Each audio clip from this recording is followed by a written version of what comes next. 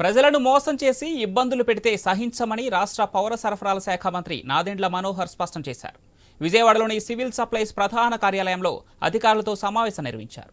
సరుకుల పంపిణీలో మోసాలకు తావు లేకుండా ప్రజా పంపిణీ వ్యవస్థలో తీసుకురావాల్సిన సంస్కరణలపై చర్చించారు నేతలు. వస్తువుల తూకాల్లో తేడా లేకుండా వినియోగదారులకు న్యాయం జరిగేలా చర్యలు తీసుకుంటామన్నారు.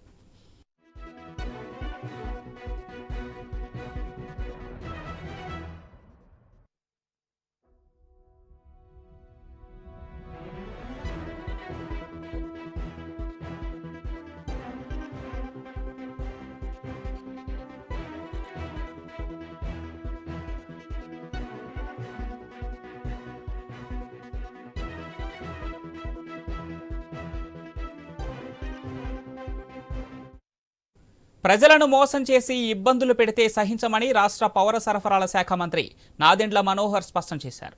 విజయవాడలోని సివిల్ సప్లైస్ ప్రధాన కార్యాలయంలో ఆయన అధికారులతో సమావేశం నిర్వహించారు.